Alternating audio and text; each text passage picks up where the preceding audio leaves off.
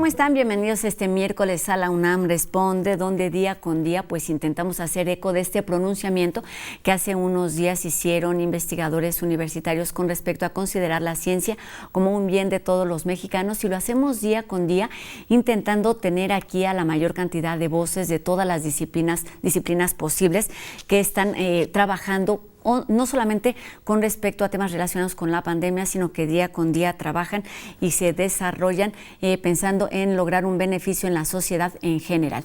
Y bueno, con temas relacionados con la pandemia continúa avanzando la Estrategia Nacional de Vacunación. También en el Estado de México comenzaron a aplicarse las vacunas a las personas de entre 50 y 59 años. Esto sucede en los municipios de Huixquilucan, Metepec y Toluca. Sabemos que va a ir avanzando conforme vayan llegando más vacunas. Y bueno, también al mismo tiempo en estados como Chihuahua se mantiene el cierre de las actividades esenciales a causa de un aumento en el número de contagios por COVID-19. Y bueno, es momento de nuestra entrevista. Hemos hablado muchas veces de la manera en la que esta pandemia ha modificado la forma de movernos, la forma de viajar, y es importante seguir atentos a todas estas medidas, a todas estas restricciones que se dan no solamente en nuestro país, sino en el continente a nivel internacional, y la responsabilidad que tenemos como ciudadanos, como viajeros a la hora de salir de nuestro lugar de origen. Y para ello tenemos a una voz conocida, especialista en estos temas, el doctor Jorge Baruch Díaz Ramírez, quien es el responsable de la Clínica de Atención Preventiva del Viajero de la UNAM y además médico certificado en Medicina del Viajero. Doctor, un gusto saludarte de nueva cuenta aquí en la UNAM Responde, prácticamente también tu casa desde hace ya varios meses. ¿Qué tal, Rosa? Pues un gusto a ti, un gusto participar en esta charla y pues un saludo a todo el auditorio. Pues muchas gracias por estar aquí, y es que se siguen dando novedades con respecto a la forma de viajar que tiene que ver con autoridades, con cuestiones económicas, con cuestiones sociales, pero lo primero que quiero preguntarte es si hoy en día pues las vacunas se podrían estar convirtiendo en el nuevo pasaporte para dejar nuestro lugar de origen. Pues claro que sí. Bueno, finalmente las vacunas siempre han estado presentes, por lo menos en estas últimas décadas, a lo largo de la historia de los viajes internacionales. Y incluso ya se tiene amplia experiencia incluyéndolas como parte de los requerimientos sanitarios para poder ingresar a un país. Podemos ver el caso típico de la vacuna de fiebre amarilla que se pide en muchos países, sobre todo de África subsahariana, América del Sur y el sureste asiático, para poder ingresar al país o ingresar a ciertas áreas como la Amazonia, por ejemplo, o algunas otras áreas selváticas o de sabana de la África subsahariana. En este caso es difícil poder hablar en estos momentos sobre la necesidad de incluir esta vacuna contra COVID o estas vacunas contra COVID para formar parte de los requerimientos sanitarios de entrada. ¿Por qué? Pues porque hay una escasez pues generalizada de tipo global, pero también porque esto fomentaría la inequidad o la injusticia social de los países en vías de desarrollo, sobre todo, o las economías pobres o con bajos ingresos, para poder acceder de manera temprana a estos esquemas de vacunación, sobre todo en la población más vulnerable, ¿no? Entonces, y priorizando a pues viajeros internacionales que lo pudieran llegar a requerir por un motivo de placer convencional hacia destinos que así lo exigieran. Entonces, esto se vuelve un dilema tanto ético, pero también un dilema de derechos humanos, ¿no? Una controversia muy fuerte que está alcanzando altas cúpulas del poder global y del poder regional de varios países y varias partes del mundo, pues para poder mitigar este tipo de intereses sobre pues la justicia social o la equidad en salud. Esto que nos mencionas es importantísimo porque efectivamente tiene que ver, como bien nos dices, con cuestiones éticas, con cuestiones de derechos humanos, y cuando hablamos de vacunas hablamos pues de protección a la salud, pero también tiene que ver con distintos factores que impactan, en términos sociales, económicos, turísticos, económicos, políticos. ¿Cómo está siendo la situación en estos momentos? Sabemos que vamos avanzando y día con día se van moviendo las indicaciones, las alternativas, la información que se tiene. ¿Cómo está moviendo la vacuna contra COVID-19 todos estos parámetros a nivel internacional, doctor? Pues mira, Rosa, aquí la situación es un poco delicada porque se tiene que mover en cuatro esferas o cuatro actores diferentes, ¿no? Uno es las autoridades de gobernanza en salud, pero también de gobernanza en los estados, miembros de la Organización Mundial de la Salud, la gobernanza de salud global, y la gobernanza regional, pero también tiene que ver con los actores de las aerolíneas propias que tienen que, digamos, que establecer controles sanitarios de verificación, sistemas de verificación al momento del abordaje o al momento de hacer el check-in, y que se tienen que enlazar con estas autoridades de gobernanza regionales y locales, y también tiene que ver con los laboratorios o las clínicas del viajero, las instituciones de salud que están participando en las diferentes partes del mundo para vacunar no solamente a los viajeros, sino a la población general. Entonces, esto tiene que recabar información de tipo digital de los pacientes, de las personas que se están siendo vacunadas, para poder intercambiarla de alguna manera con las aerolíneas, pero también con las autoridades de gobierno, y al mismo tiempo, obviamente, con los pacientes mismos, que en este caso se vuelven viajeros.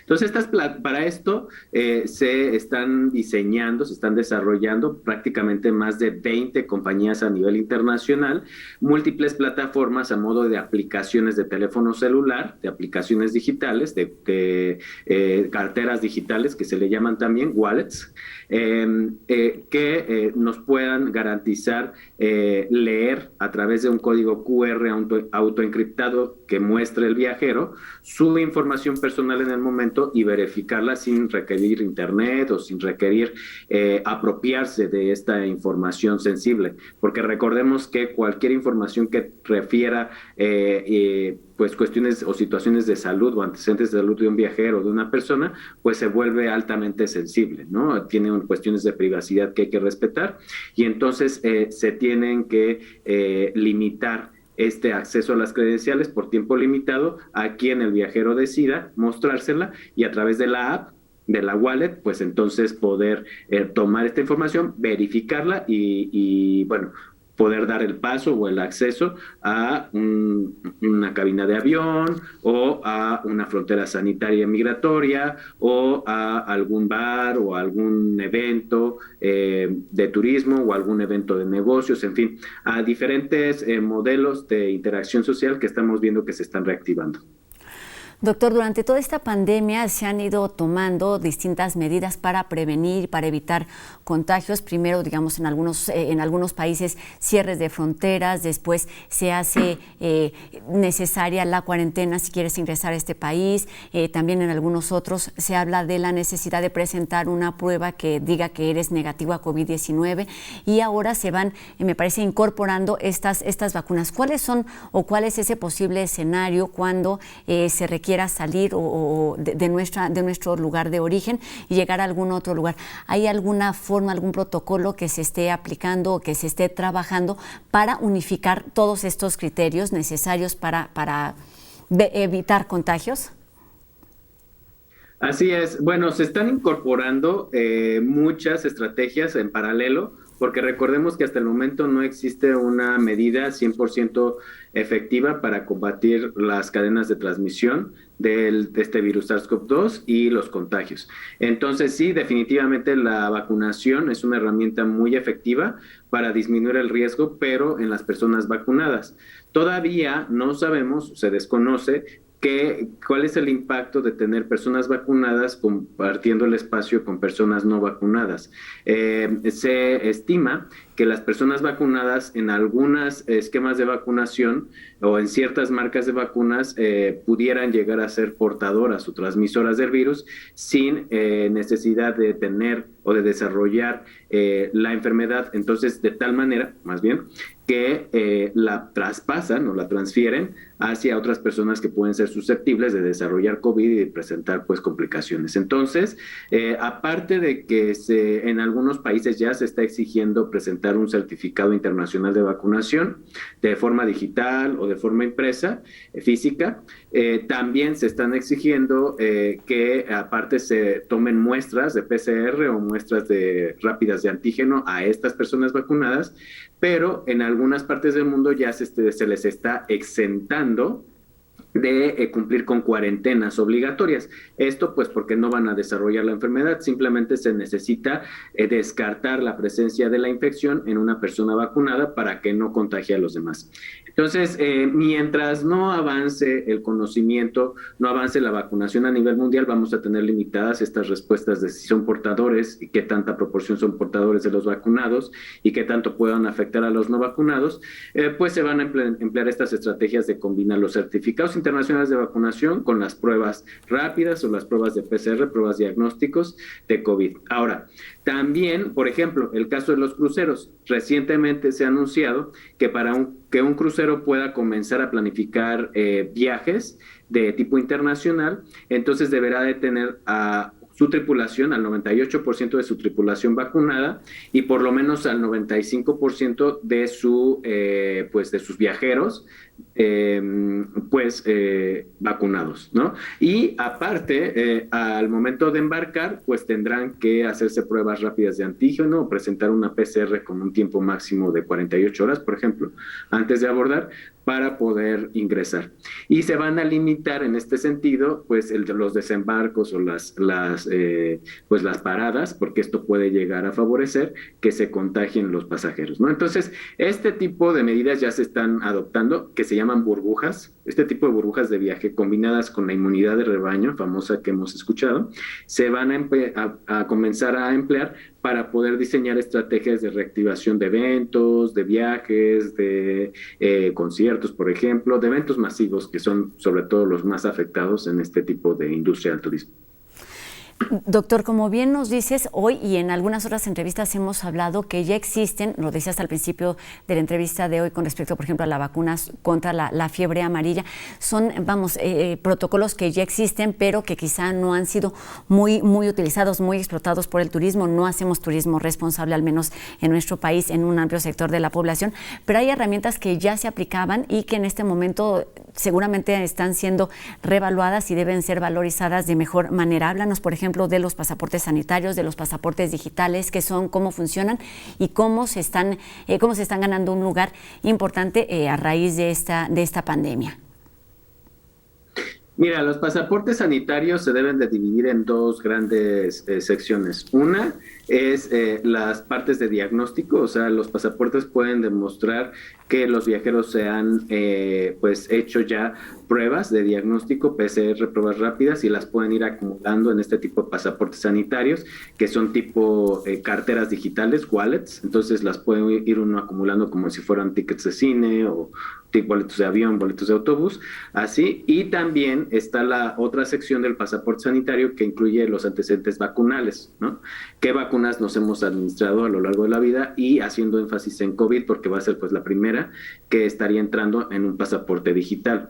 De tal manera que, por ejemplo, en el Centro de Diagnóstico COVID de la Clínica del Viajero de la UNAM, que opera a través de la Facultad de Medicina, ya se están comenzando a enlazar los sistemas informáticos de la Clínica del Viajero con otros sistemas y otras plataformas digitales mundiales, por ejemplo, el Common Pass, que está apoyado por el World Economic Forum. Ya se está trabajando con la IATA, ya se está trabajando con otras plataformas multinacionales para poder tener esta capacidad de unificar los criterios tecnológicos, los de sistemas, que puedan leer y ser compatibles estos QR que se generan y que se leen a través de las plataformas digitales de los pasaportes sanitarios para poder incorporar la información y validarla en múltiples plataformas. A lo largo de este año, 2021, vamos a ver que van a estar fragmentadas estas plataformas que avalan los pasaportes inmunológicos, los pasaportes sanitarios. Para el 2022 ya se espera que la Organización Mundial de la Salud y, por ejemplo, la OASI, que es la Organización de la Aviación Civil Internacional, puedan ya unificar y plantear una sola plataforma que garantice la seguridad, la confiabilidad y que los laboratorios, las clínicas que vacunen y emiten este tipo de certificados, pues cumplen con protocolos de alta calidad y máxima confianza. Entonces, ¿cómo funcionan? Funcionan a través del mínimo contacto, pues obviamente nada más presentando este QR.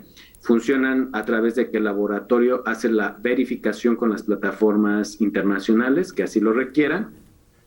Se somete también a ciertos lineamientos o ciertos requerimientos para ser aprobado como laboratorio certificado a nivel internacional y se registran ambos en las plataformas de digitales para que los viajeros simplemente descarguen una app y puedan llevar ahí la gestión de sus certificados. Entonces, así como funciona, realmente es algo muy sencillo, que ya hemos estado trabajando con otros boletos de avión, boletos de autobús, boletos del cine, en fin, este tipo de tecnología ya se va a incorporar a la parte de salud, de tal manera que podemos ir teniendo un récord, un registro de nuestras intervenciones sanitarias, pero con validez internacional.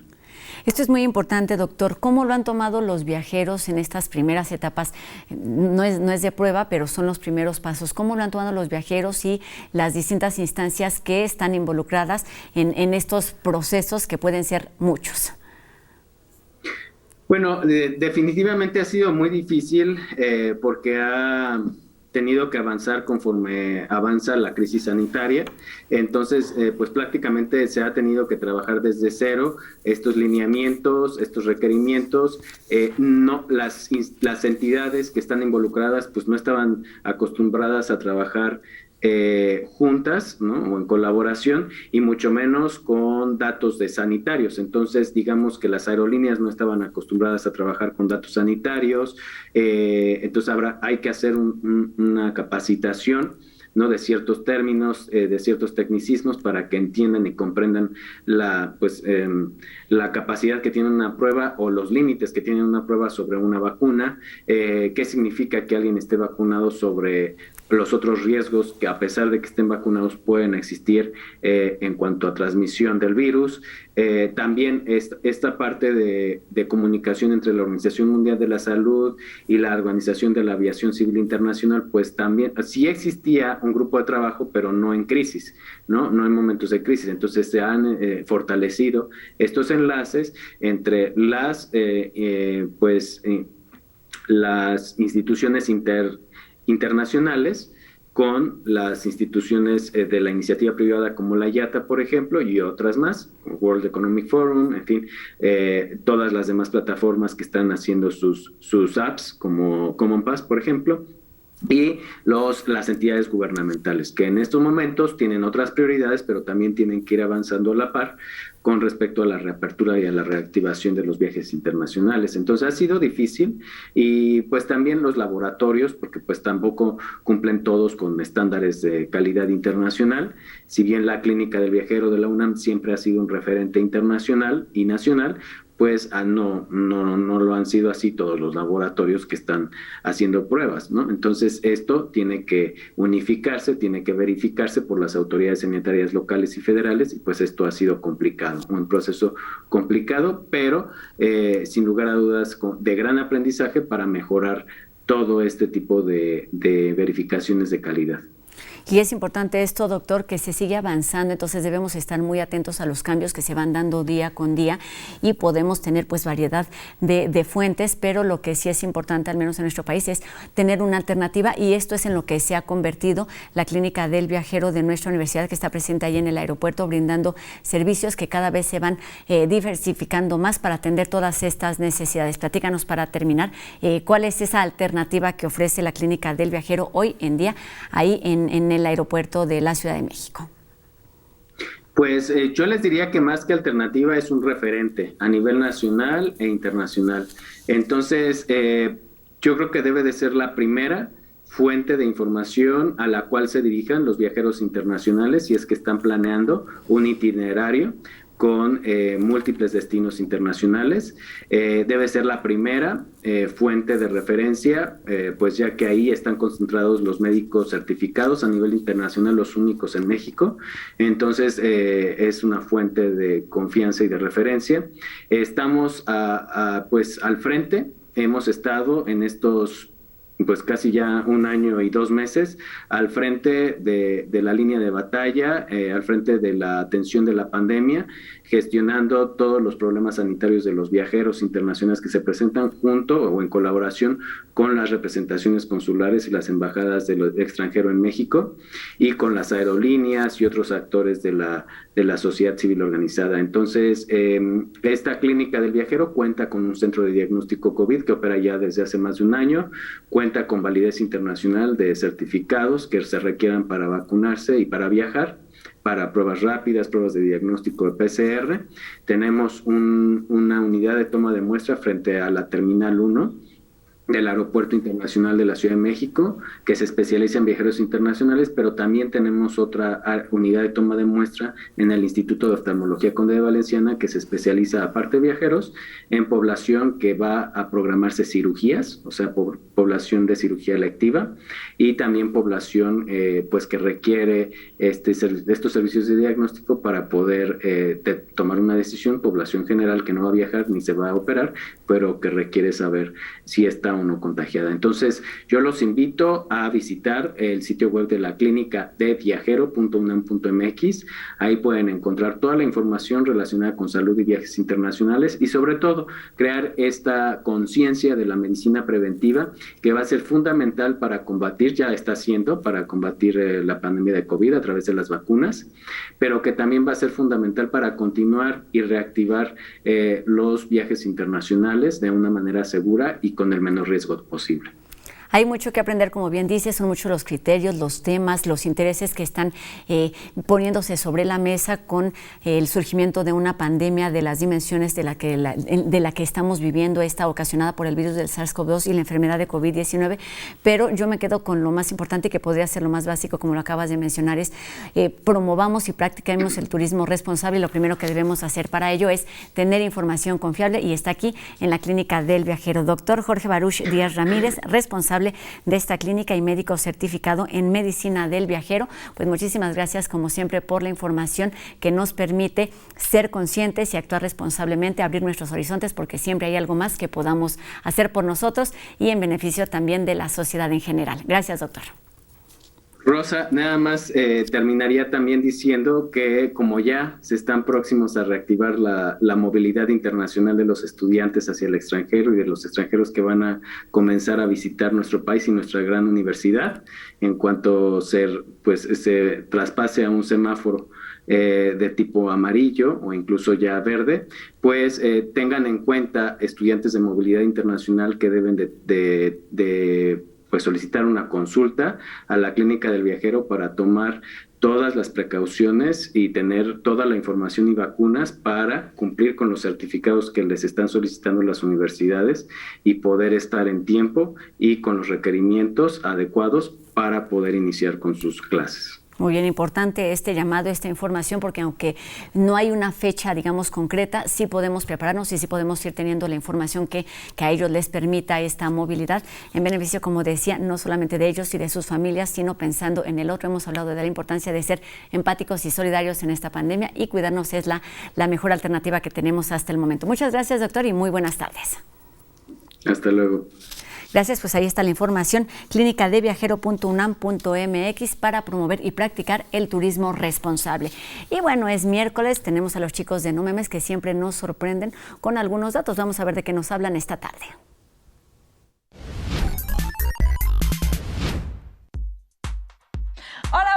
Muy buenas, esperamos que estén disfrutando de su programa favorito, y pues mientras lo hacen, les vamos a compartir algunos aspectos del vertiginoso saber tecnológico a través de la colaboración de No Memes, la UNAM Responde.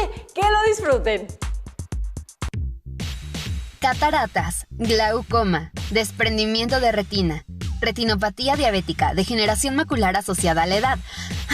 Son muchas las patologías culpables de la ceguera. Muchas las maneras de prevenirla, pero también muchos los esfuerzos puestos en encontrar remedios y formas de revertirla.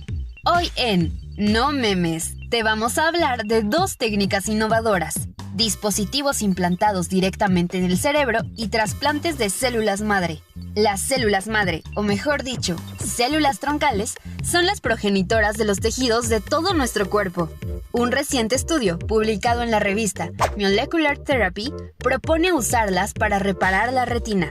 La idea es reclutar células troncales que lleguen al tejido afectado, den lugar a nuevas células y produzcan sustancias que protejan las dañadas con la esperanza de que se reparen. Esto sucede de forma muy natural y funciona cuando los daños de la retina son moderados, pero cuando se presentan degeneraciones asociadas a la edad, el número de células que mueren es mayor de las que se pueden sustituir. Aquí es donde entra en juego otra alternativa más directa: cyborgs, o aprender a hablar con el cerebro. En el Instituto de Neurociencias de los Países Bajos, investigadores trabajan en un dispositivo capaz de estimular directamente nuestra corteza cerebral, simulando la información que recibiría de un ojo perfectamente funcional. La novedad está en la cantidad de electrodos que han utilizado, pues a mayor número de electrodos, mejor resolución debería conseguirse. Por ahora, la visión artificial conseguida no es más que una colección de luces y sombras más o menos definidas que pueden llegar a construir figuras, aunque rudas, reconocibles. Pero tenemos la esperanza de que en poco tiempo pueda devolver la vista a toda persona que la haya perdido. Gracias por acompañarnos y nos vemos en el siguiente No Memes.